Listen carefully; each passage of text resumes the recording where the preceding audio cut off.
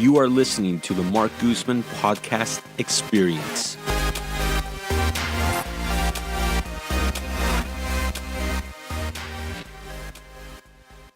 In this episode, we have Tacos Los Michoacanos from Oakland on 35th and International coming in. We are going to taste some of their food along with discuss how they got started in this business. We're also going to pair some of the foods with Sonoma Brewing Company and East Brother Beer Company beers. And Tacos Los Michoacanos is ran by a gentleman named Enrique who took over the business from his parents. His mom is an entrepreneur who came here from Mexico and from the very get-go was a business owner and turned a small little clothing store into now a one-stop shop for quinceañeras, dresses, food, catering, parties, the whole deal. So coming from a family of entrepreneurs, he took over the food truck, Tacos Los Michoacanos, and now is working on a new type of cuisine, which is called Mexico-California cuisine. And they do catering, and their catering company is called Cocina del Corazón, which means kitchen of the heart. Very fun episode to record. I hope you enjoy. Let's get into it. All right, so we'll go ahead and start recording. So Enrique, I want to welcome you to the podcast here. So thank you for coming. And this is going to be an interesting episode because this is the very first episode where we are actually doing food tasting. So it's going to be a little different because obviously it's a podcast and people are going to be listening to this, and it's going to be fun because we get to tell people how delicious this food is. That's great. That's great. So hopefully they get the picture. Yeah. So I'll start with an intro here. And every weekend, while most people are sound asleep, Enrique Soriano is up well before the crack of dawn. In fact, we were talking around 3:30 in the morning, prepping food that he will sell that day. Such is life when you operate one of the most popular food trucks in Oakland. For 20 years, Enrique's family has owned and operated Tacos Los Michoacanos, which specializes in authentic Mexican food, but this is no run-of-the-mill taco truck. Enrique's specialties include a pair of signature soups, birria and Menudo. So please join me in welcoming our guest today, Enrique Soriano. Thank you. Hey, thank you. Now, I believe one of your other signature dishes has to be this mole. Yes, that's one. It's definitely a recipe I've been working on for more than a few years, for quite a long time. So I recently watched Chef's Table, the series on Netflix, and there's an episode where they really showcase how to make mole. So when we eventually get to this dish, I really want to know how you make this mole. All right. Okay? All right, so I'll get you the lowdown for sure. Exactly. Okay, now how long has your family operated the taco truck? Well, they've been operating probably since the early 90s, like 93, 95, we were already up and running. So I just remember being a little kid and being in Modesto one day and just seeing this big taco truck pull up to my aunt's house because we were visiting my aunt, and my parents had just driven it from LA, and they were going by Modesto, and that's when they pulled up and they were showcasing the truck. And that's how you found out you guys were getting into the food truck business. Exactly. That was like that's how we got introduced. We were like, oh wow, there's a food truck, and oh wow, that's ours. And what made your parents go out to LA to buy a truck and bring it back? Well, I guess it's because my parents are, well, especially my mother. She's always been an entrepreneur, and she's always been a hustler. And we started off working at flea markets, and eventually from the flea markets started selling clothes, and from there we got like a little clothing store. And from the clothing store, my mom just wanted to keep expanding, and we got the food truck. And the food truck was something that my dad started taking care of when my mom was handling more of the store. So, do they still have a store? They do. They do still have the store, but the store has evolved over the years. It's now like a bridal, quinceañera, prom. You get your tuxedo, you get your limo, you get your catering from us, you get your photography, your linen. One-stop shop. One-stop shop, exactly. And is that exactly. in Oakland too? But it's in Oakland, exactly, in the Fruitvale.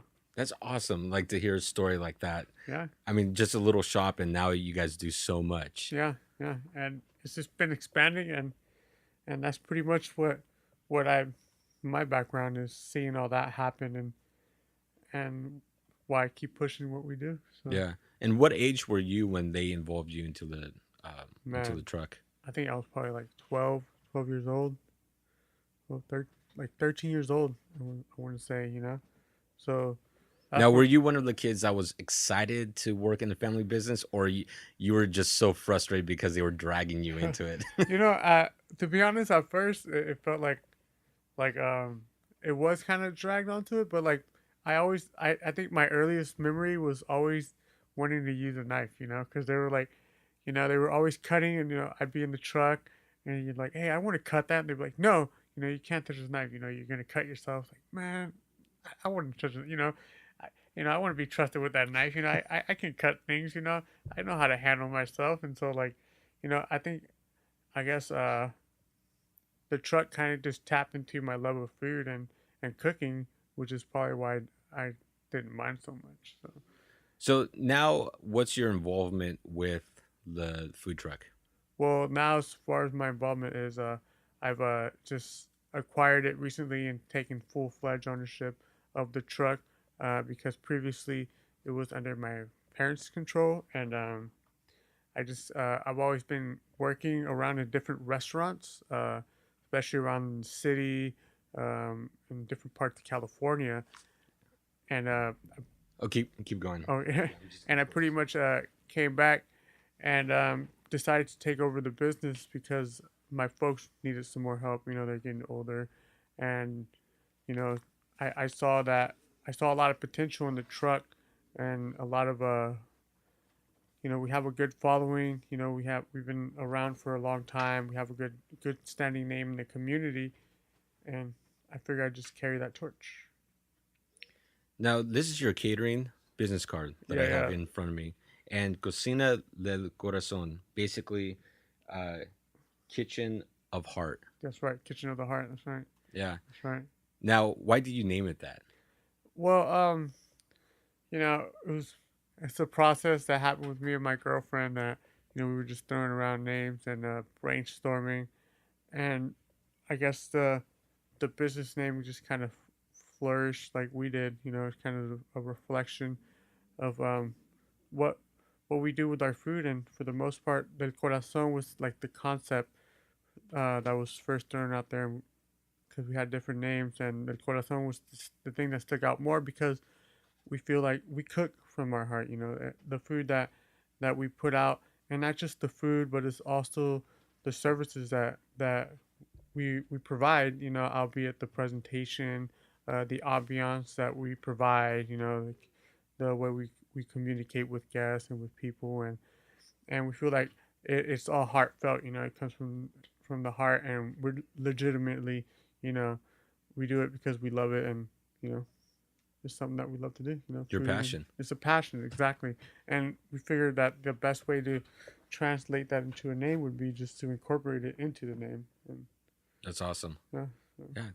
Okay, well, why don't we dive right in because we have a yeah, lot of dishes here to try. exactly. And We're I'm really also hungry. beer tasting too and pairing up beers to this. So, Yes, yes. the very first beer I do want to mention that we're going to taste with the very first dish is the Sonoma Springs Brewing Company. It is a Bavaria style beer, and this is the first time I've tried it. But have you tried the beer yet? I did. I did. I How took do a you little like it? sneak peek. It's really good. Yeah, It's really good. A lot of body, a lot of character, yeah. and no empty spaces in between, So which I this should like. pair well with the first dish, right? Oh yeah. Oh yeah. I think so. I think so. I mean, Perfect. Now, what's the very first dish that we have here? so the first dish we have is a carne de res en salsa verde, which means beef cooked in a green salsa. It's a tomatillo base with cilantro, garlic, and serrano peppers. The meat is first braised, and then we sear it, and after that we braise it again in the sauce. Is it spicy? It's a little spicy, yeah. A little kick. Marinade sauce is pretty spicy. Yeah, a little kick. We just saw our producer Sam waving his hands towards his face, trying to cool himself down. Yeah, pretty spicy. Well, that's how we turn up the heat, and hopefully the beer will cool it down. I mean, go ahead and dive right in, dude. Tell me what you think. I'll give this a try. Now, what's your typical day look like? We know you get up early in the morning, about 3, 4 o'clock. 3:30 is usually my wake up time around the weekends. I like to wake up. I actually have 2 alarms. You know, you gotta faith myself up at 3:30, 3:35. But pretty much the first thing, you know, I do my daily routine. You know, get myself ready. You know, get myself mentally ready as well.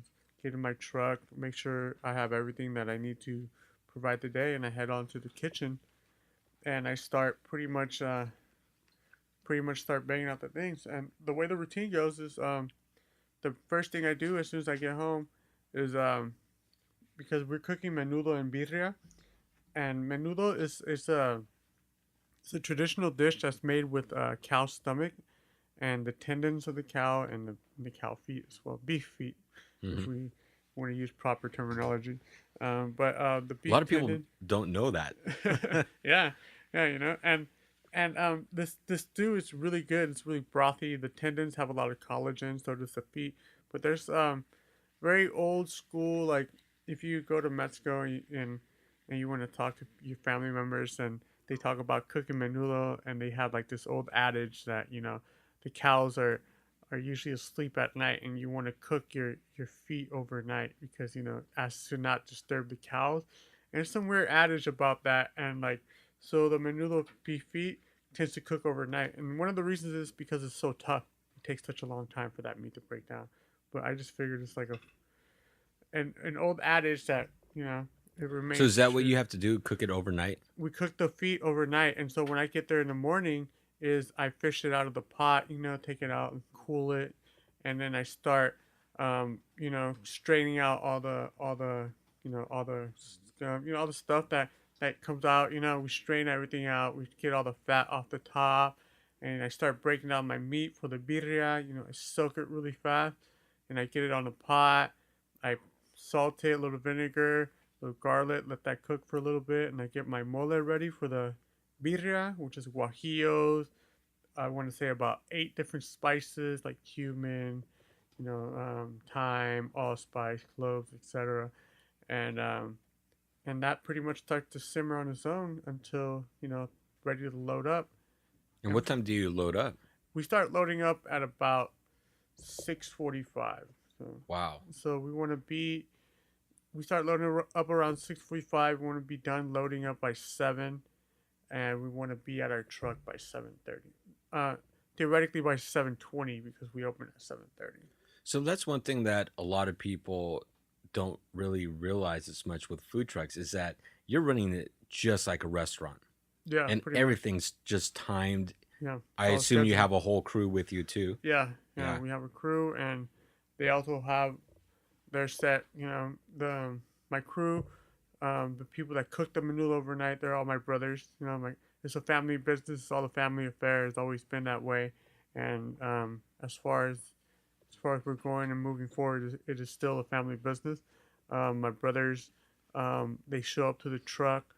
One of them's a cashier. One of them's a prep, and the other one's like the middleman. You know, he's helping everything. He makes the masa. You know, it's a family affair, like I said. Yeah. And so from there, we're pretty much running. As soon as we get there at 7, you know, my brothers are all running. We unload the truck. Our tortilla lady's already there at 6:30. She's getting the plancha already because all the tortillas are handmade. So she's pressing them to order, getting them on the plancha, and we're cooking up until like maybe, I want to say, the earliest we're ever done. Sometime like last week was a really shocker. We were done by 10:30. We sold out by 10:30. Wow. And but I would say on average we're done about 1:30 when we sell out. Wow. So really breakfast and lunch is what people are... like brunch. Brunch. Some people would say, and it's mostly like hangover cures. You know, so people like to Menudo, right? yeah, menudo and birria. So people will show up. You know, they, they'll order their food and they'll be like, all right, I'm gonna go run to the liquor store around the corner. They come by, they have their beer, and we have a table. We have a nice little setup outside, nice little una carpa, like a Like a tent. canopy or Yeah, like a tent. canopy setup, and and yeah, there's shades to people. People watch outside. Get some fresh air. You eat, drink your beer, wake up. So if someone's in Oakland and they want to find you, where can they find you? What's the address? The best way to find me is by getting close to the Fruitvale BART station, and I'm off International, and the address is 3281 International Boulevard. Okay. Oh, I'm sorry, that's my mom's store. The actual address to this truck is 3524 International Okay. Boulevard. No problem. We'll give your mom a shout out to All the right, store. yeah. Shout out to El Palacio de Novias y Quinceañeras. Perfect. Now, I just tasted this first dish and Yeah. it's so delicious. The green sauce, like I've been to places where they make the green sauce very sweet or very heavy creamy, Mm-hmm. and this is not that creamy, but it's enough sauce. Like I really like it. It's perfect balance. This is more. This is more like super traditional. This is all dishes my mother used to make for me, pretty much, and um, I pretty much uh, maintained the same integrity and cooked it the same way. Like I said, the way these dishes are all made, except for the mole, is simple, straightforward, and like to the point. Like I said, the only ingredients involved in that one are tomatillos, chiles serranos, garlic, and cilantro. So Now, what year did your parents immigrate here? my folks came here around mid 80s, I want to say. So Okay. 83, 85. My my mom came here first, and then my dad came. So, Now, you said your mom's always been an entrepreneur, mm-hmm. and obviously, I mean, just seeing how the store went from a simple clothing store to what you guys do now, what's one of the biggest lessons you've learned from your mom? Perseverance, I want to say. Um, the To persevere and always keep pushing forward. Um, Not letting roadblocks hold you back. And I think one of the biggest things is just keep pushing. Um, that's watching the old lady. She's always pushing. She keeps hustling. You throw whatever you can at her. She's always pushing forward, trying to She get to knows the where next she wants day, to go. trying to get to the next week. Exactly. So there's it's kind of hard to kind of deter her. Distract her for where she wants to get to once she wants to get there. And like I said, no matter what happens, her attitude is always just keep pushing, just get there. Which is one thing I always look up, because it's kind of hard, because sometimes there are things that'll hold you back, and you just can't. Some people just can't recoup, or some people's mentality is just like, oh man, this sucks. Like, oh, I have to do this. Well, I don't know, my mom, the way she was like, forget it. It happens. Keep pushing. Just keep, I like that. Keep pushing. So like, Yeah, it is what it yeah, is. You just got to keep exactly. pushing through and Exactly. do what Roll you with got the to do. punches. Yeah. Roll with the punches. So. Yeah. Yeah, and I think that's what sets a lot of great business people apart from the other ones that struggle, Yeah. that don't succeed. It's simply just that mindset, that mentality of just keep pushing through. Yeah. When you're doing something, I mean, it's just being consistent. Exactly. I think like a lot of it has to do with with where you're at with your head, because we were just talking. Well, me and my girlfriend were just talking. I want to say last night we were talking about how certain businesses fail, and what are the certain things, and being a business owner, one of the things that is always lingering in your mind is failure, um, and sometimes like I was realizing that I was just so wrapped up in failing, that I just didn't really think about just like, why do businesses fail, and like what are the main reasons that a business fails. And sometimes it's really simple, and people don't think that, oh, it's just as simple as how you look at things, and how your mind state is, and how you process things, and how you recoup from things, how you see things. If you're a downer, um and you already walk in defeated before you throw your first punch, you're already gonna lose. So Yeah. like Yeah, I recently heard a story, and this is a little bit touching on this, but Elon Musk, he's the owner of four businesses right now, and he's worth about $19.5 billion. well, But at one point, after PayPal and all that went down, he had $400 million, and he decided to invest 100% of it into his various businesses from SpaceX, Tesla. He went, like, he literally was cash poor, was borrowing money from family and friends to pay his rent because his businesses were not doing so well at the very beginning. well, So imagine having $400 million, and then now you're technically broke, yeah, cash poor, but the mindset. yeah, I mean, having everyone to goes go. through adversities, and you Yeah, just have to keep pushing forward. exactly. I think like for a situation like that, if you know you're taking losses, but you have a formula ahead of how you're, if you have your mathematics right, as well as saying, all right, if I sell X amount of products and I'm only buying this much, I'm spending this much on labor and this. If you have your mathematics right, you can almost like hang on and be like, all right, we just have to get over this little bump, and as soon as we get up, we break even. As soon as we do this, we'll start seeing returns. We'll start once we pay off everything we owe. Then, and I mean, like you said, that's I feel like that could be a very intense and scary moment. Being cash broke after being positive 400 mil. Next thing I you know, know, you're right? borrowing and you're in the negative, and you're like, man, But you keep in your mind like, all right, in the future, 4 months from now, the way the way I have it, my business plan is, the next 3 months I should be up 3%. The next month I should be like X amount of percent. And by then I should be broken even. And if you have a good system and you trust your stuff, and you can pull it off, Yeah, So, you have to have the passion, number one, exactly. and you have to have the faith and confidence in yourself to Yeah, do what you're going exactly. to do. And Exactly. and I think you also have to have the humility to understand that many businesses fail. Yes. If you fail, that doesn't mean you suck as a person. It just simply means, hey, you need to figure it out, Yeah. or you were just given the opportunity to figure out what didn't work. Yeah. Now Exactly. you change it up again and start again. Yeah. And Yeah. and I like what you said there about humility, because I feel like that's key as well. Humility.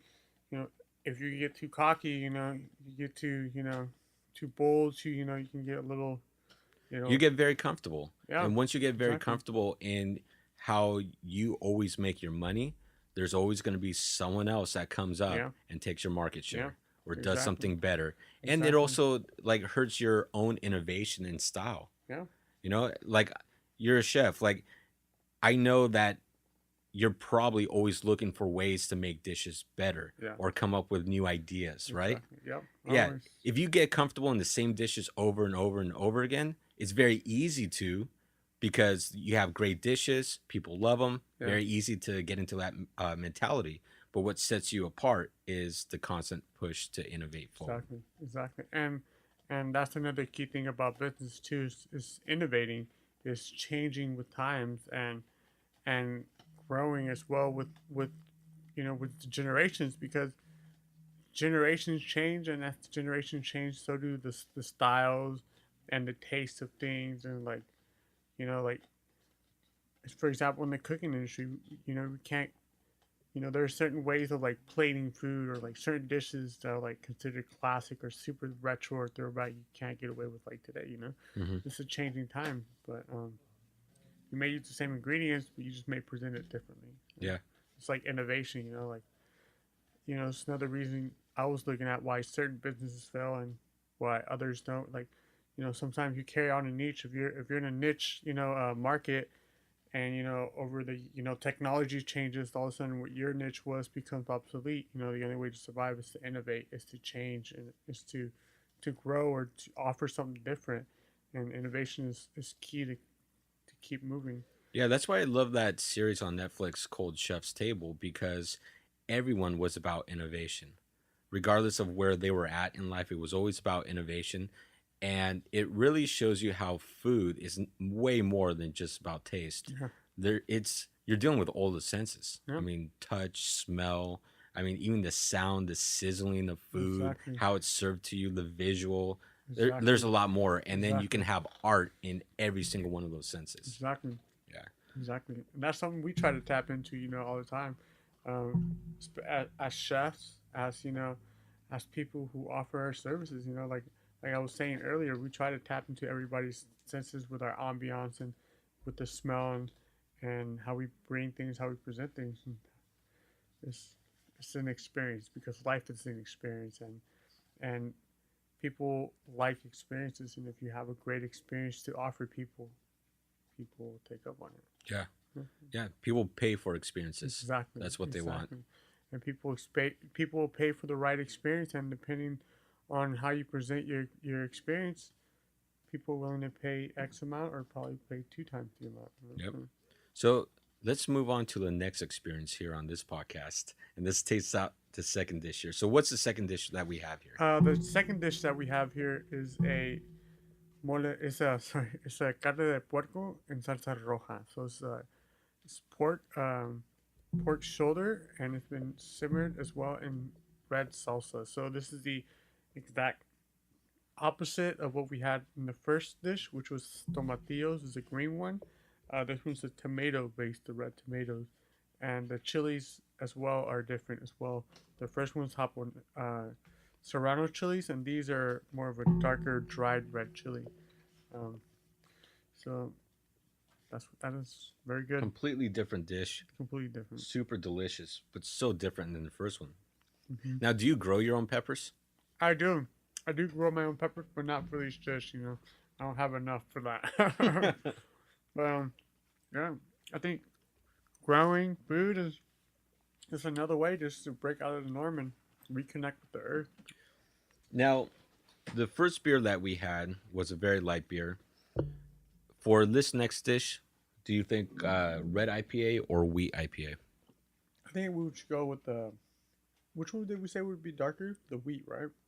The wheat would be the heaviest one, I think. Let's go with the red ale. Okay. So now the beer that we're popping open is a red IPA by East Brother Beer Company. Really good labeling on the cans by East Brother, by the way. Yeah, they did a great job. Which is another important aspect I think about in business as well, is branding. How you present yourself in your logos. How do you interpret your style through your logos and your packaging? Yeah, it is. And I had this conversation with someone the other day about the difference between sales and branding, because sales, you put something out there and you expect something in return, right? Yeah. A direct return on investment. Branding is completely different. Branding is just who you are. You put branding out there, you cannot expect anything back. And they've done a great job with branding. And I just had someone contact me yesterday. Random person on BART is venting to a lady next to him, completely random lady, that he wants to move out of his place. This lady, completely random, they don't know each other. I don't know who this lady is. Says you need to talk to Mark Guzman. He has rental properties and can help you out. And gave him my website. Nice. That's branding. Nice. Completely random people discussing me and what I do. That's Nice. branding. Exactly, because somebody, they met you. They liked the way you were. They liked the way you presented yourself. They liked the way you handled yourself. They liked the way you did business. They liked the way, you presented yourself. Like I said, and people remember that because branding is being memorable. A good brand sticks to your brain. Like, you may see it flash, for a quick second, but when something comes up that's relative, you think about that brand or something like that. Just like in this instant, real estate, and the first brand that came up to her mind was Mark Guzman. And that has to do with how you present your brand. And like we were saying, people, brand isn't necessarily an image, like an image that you see on a computer screen or you hold in a can. It could be a podcast, audio. It's just audio, exactly. It's you as a person. A person becomes a brand. You yourself are a brand. Mark Guzman is a brand. A walking brand, a walking, talking brand. So you are an image as well that people see. And now, what do you do for advertising and branding yourself? Um, so my girlfriend here, Hasmin, she is my marketer. She helped me with my branding and my logo. So far, we are working with creating our website. Um, we're working on different advertisements for certain internet outlets. And for the most part, we've been operating with by word of mouth a lot. So we get a lot of happy customers and who really enjoy the food. Um, that that always seem to come back, or they refer a friend. And just it hasn't been until recently that we're getting more solid and more structured as a catering business to do more, and our brand is just starting. But Now, do you have one location or do you move around like some food trucks? for our food truck that we do on the weekends, we stay in one location, which is on Fruitvale International. A couple years ago, I was moving around all over Oakland doing pop-ups. I was testing the market and see, what the people wanted and how people would respond and how they would like it. From there on, I started doing catering because from those pop-ups, people would come up like, "Do you do catering?" But yeah, and from there, the catering, one led to another, and so we started getting more people catering. So we cater all over the Bay Area. We go San Francisco, Vallejo, go to Hayward, all over Oakland. I want to say on October we had a wedding that was in Piscinas, like headed towards Paso Robles out there. So Wow. yeah, yeah, we'll do it all. Would you say your catering business right now is bigger because of the food truck? I would say definitely the food truck has definitely put us there for sure. Because that's the launching pad pretty much. The food truck gets you the recognition. It gets you out there. It it gets your brand out there because I feel like catering, if you're not out there, no one can see you. So I feel like the food truck is a good vessel for people to see you and people to try you because no one's gonna be able to try you unless they're at somebody's private party. So definitely the food truck's a good vessel. That's interesting. I love hearing that. Yeah. How that's a stepping stone to increasing the even catering business. Yeah, and that's like as part of like we were talking about innovation earlier. Um, that's what we plan to do with this business. Take it from our parents and evolve it into something bigger. Because, like I said, like generations change, mindsets change, and my parents they have a sort of antiquated way of running the business and presenting things, and I'm a young, fresh young mind, and so I have different perspectives and So it's a mashup of the old and new style. exactly, which is why we came up with a new term, which is called Mexico California cuisine. So Mexico, California. Mexico California, exactly. So Mexico is obviously for the Mexican cuisine, the region of Michoacan, because like you were saying earlier, Tanta Verde, you get a different place. It's creamier, it's sweeter. It's because different regions of Mexico present things differently. The mole tastes different in Oaxaca than it does in Puebla. And so I forgot where I was going with my point.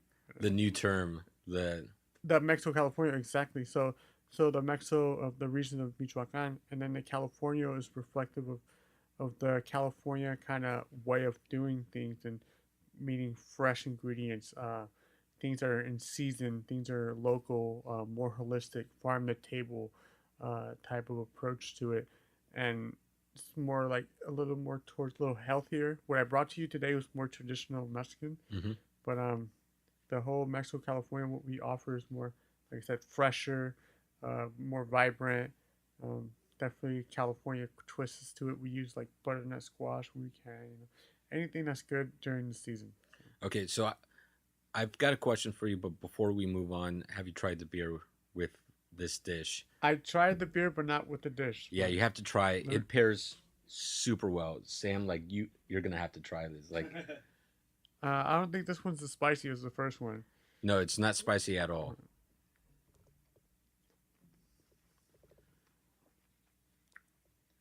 So, like what you were saying, the whole farm to table and the new trend to go with higher quality meats and dishes, Mm. or even with some vegetarian, vegan, that sort of thing.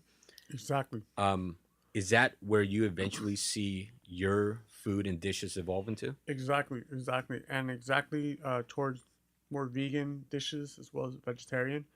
Um, and we want to Now, when you think of vegan and Mexican food, like it people. seems like it's contradictory Yeah, because there's always chicken, yeah, steak, pork, or yeah, something in there. yeah. But are there a lot of vegan, vegetarian I Mexican would say dishes? there definitely is a lot of vegetarian and definitely some vegan foods. Growing up, my family household, I want to say half of our meals were vegetarian, for the most part. I guess Mexicans. A lot of Mexico's a poor country, and people don't eat a lot of meat almost every day for the most part. They can when they do, but there's a lot of dishes that incorporate just potatoes or just like, for example, your chile relleno. It's vegetarian. It's a chile poblano stuffed with queso and it's seared.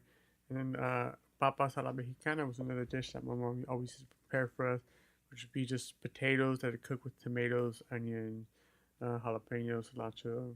You let it caramelize. It gets really good. Queso seco.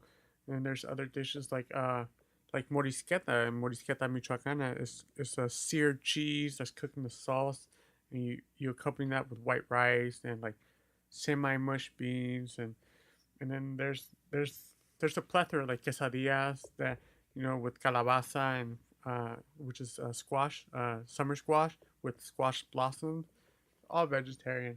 Um, but it's just like I think it's more it has more to do with conception and people's how they view things, because what we see is mostly what is popular, and people don't know that there's a lot of Mexican vegetarian dishes. For the most part, I eat vegetarian half the time in my household. Mm. So, in the future, do you see like a mashup of the two, or having both on the menu, like traditional Oh dishes yeah, oh and yeah. the new, uh, what was your term? Mexico, Mex- California. Mexico, California. Yeah, for sure, for sure. I think that's the next phase of evolution in our cuisine and in our food. Is having both vegetarian and vegan dishes with our more traditional, carnitas and whatnot. But it's definitely trying to have a better balance of food. I think we are very meat based right now. Um, like I said, our culture is changing, and that is going to be reflective on businesses as well as restaurants. So you can see a lot of restaurants are moving towards more organic stuff. More restaurants are starting to offer more health health options for people, and so I think as their society starts to learn, um, businesses change. I love how you're seeing the future. You're Mm. seeing the trends. And that's what we go back to what we were discussing earlier, innovation, and where a lot of business owners get stuck. Yeah, They don't look at those trends yeah, in the future of where their own industry is going to go to. yeah. Yeah. I think that's very important. You always have to look ahead. Um, Especially like I said, it's very easy to get stuck and become obsolete. It's like those people that are one hit wonders. You make a good song, you make a good track. It sounds really good, but if you can't come up with something new or something that people respond to, you're just gonna be A one hit last wonder. year's thing. Yep. Last year's. Yeah. Okay, so let's go on to the next dish here. Now, the third one here, I see. Is this beef? This is beef as well. Yes, correct. Okay. And this one is called birria. And traditionally, birria is made with goat, and we make ours with beef because it's a little more approachable for the people. Now, in your opinion, is it better with goat? Oh man, I love goat. I definitely love the goat. I mean, I was in Portugal earlier this year and I had goat for the very first time, and I forgot the name of the dish, but translated to English, it's old goat. But you can't use a young goat for some reason, and mm, I think that might be just superstition over there, but they have to use an old goat, and the stew that they made was so freaking good. Huh. Like I fell in love with it. Nice. Yeah. I think there's definitely something in there's definitely truth in the age of the animal for sure. Oh, so that is true then. There is true. Like, there, I'm pretty sure you're really familiar with the term veal. Veal is pretty much a young cow, young beef. Um, Tends to be more tender. Um, it's pretty straightforward. And the older the meat, the more character is. Those, you know, older animals tend to be a little tougher, so you have to cook those little longer. But if you think about that animal's whole diet, his whole life diet is reflective. The taste of the animals, what they eat, So Okay, this is my favorite dish though. yeah, the birria. This is amazing. Yeah. Thank you. It's so soft and tender. Nice. This is delicious. I can just imagine with goat too. Even better, dude. What I really my love is how God. it just falls off the bone too. That's good. Then love that. I hit the mark. Now, how long does it take to cook this? That one takes about 3 hours, 2.5 to 3 hours. It's a long process.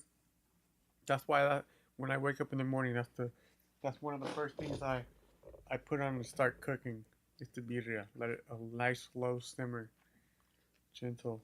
Takes a lot of time, a lot of patience. That's absolutely amazing.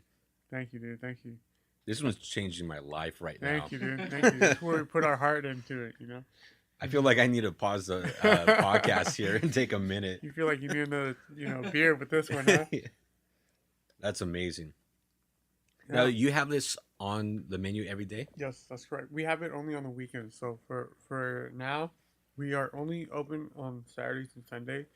But come January, we are looking to start running with full hours. And around that time, we'll be doing more pop-ups, meaning we'll have different locations. We're planning on popping up in different bars, different venues, festivals. Yeah, that's starting to become very popular. The high-end food trucks that are making amazing cuisine, and they're traveling. And that's all they do. They just travel. There's, I always forget the name of it too, but they're about 10, anywhere between 10 and 15 food trucks that travel throughout the Bay Area, and every single day it's a different location. Off the grid. Off the grid, yep. Yeah, there's that. There's a winery in Rodeo every Thursday, I believe. They have 4 or 5 food trucks that show up, and so people go for food and wine. Beer companies like East Brother Beer, they have a food truck usually every day. So that's becoming popular. I think that's great, and I think that's having a really good symbiotic relationship in business, because when it comes to business tactics, you people sometimes feel like another business isn't your competition, depending on what kind of business it is, like we're seeing that food trucks pair very well with breweries. You set a food truck outside of a brewery, people are going to go nuts. They're going to love it. Or for example, do you sell French fries?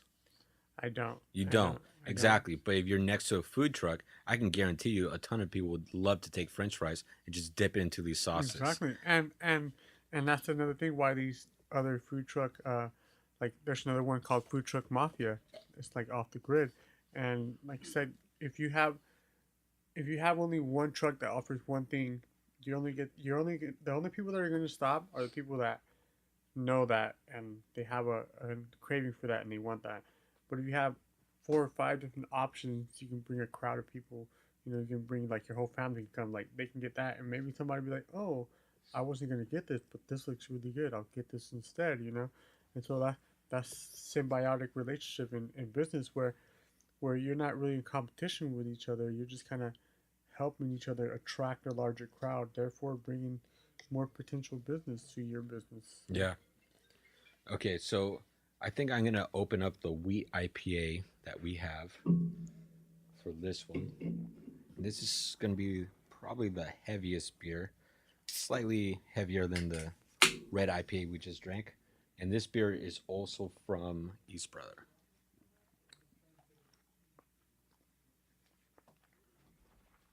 If you want to pass me your, yeah, it's really good. Really good. Really good. I usually make really huge batches, so making a really small amount, something I'm not really used to, so like trying to gauge it, but I hit the mark. Okay, and then our final dish over here. Hmm. Now this is the chicken with Mole. mole sauce. Okay, now I've watched videos on how to make mole, and it's an entire process in itself. And there's so many things that can go wrong, Yeah. but there's also so many things that allow you to add your own bit of creativity into Exactly. a sauce itself. Exactly. So how do you make, let's start with the basics. How do you make mole? And then let's take it a step further. How do you add your own little creativity to it? So I'm glad you brought that up because you're right. The mole is very complex. It has a lot to do. There's a lot of room for error, but then again, there's also a lot of room for creativity and to throw in your own little funk into there. Um, and I think, sorry to interrupt, but I think that's something in all walks of life and business is that if you get involved with something that has the highest chance of going wrong, like risk, yeah, you also have the highest chances of rewards, yeah, right? exactly, exactly. And people who don't take risks will never have the opportunity to get those awards, rewards. So and like the mole too is risky if you don't know how to like manipulate the flavors to work. Um, you might not get what what you want out of it. The basics and the base of a good mole would be chilies. Uh, you want something nutty. You want a nutty aspect to it. You want some kind of chili aspect to it.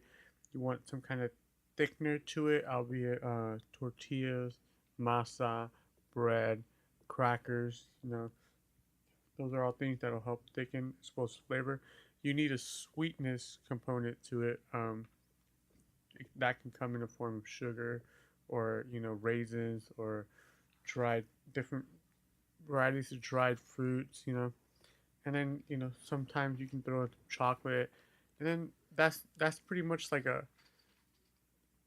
for me, like the base of a good mole would be having those components, like a little something nutty. You definitely need the chili. You need some like a tortilla or bread or some a thickener. You need some sweet, and then obviously the last one would be spices, some kind of spice in there. And I assume you want to have everything balance out evenly, right? Exactly. So And I can taste that yeah, right here in your sauce, and this is delicious. But yeah. I can taste the balance. I mean, there's a little bit of. Let's see if I guess this right. Do you put peanuts in here? Mm-hmm. Mm-hmm. So Sure. yeah, So it you is definitely really get that good. nuttiness from the peanut. There's also sesame seeds in here, and just a little bit of pumpkin seeds as well. Um, the this recipe right here is it's my own. It's from being. I took two different mole recipes. One of the first recipes I used to experiment with is a mole poblano, and I'm pretty sure you That's a saw that. very popular one. I'm pretty sure you saw that on your on chef table. That's the most complex one. That one has about 32 different ingredients. It's an arduous process. You have to fry your chilies, then soak them. You have to fry certain things. You have to burn your tortillas, like literally burn them, set them on fire, and put them on a bowl of water just to stop the burning. But they literally have to char burn. They you have to get like a whole bunch of seeds, like 4 different types of seeds, 3 different types of nuts, like 5 different chilies. Like raise a whole bunch of like sweetness. It has bread. It has the crackers, and that was super complex. And that one used to take me forever to make. Like it's just a long process. And I used to work at this restaurant called Nopa. I'm sorry, Nopalito in San Francisco, and we used to make moles there almost every day. And the lady that used to make it It would was take mole poblano. it was mole poblano, and it would take her about it was like if she wanted to make it comfortably, it would take her 2 days to make it. Nice, Wow. you know, nice and comfortable, taking your time, doing everything right. But rushed, it would take her a full day. And so the mole poblano is really complex. It's really hard. And then I took another recipe which I experimented with. It's mole colorado. It's a lot more simpler. It only has like two different chilies. Only has sesame seeds. It has plantains, and various other things. And I kind of picked and choose things that I like from one mole to the other, and I like kind of just created my own recipe.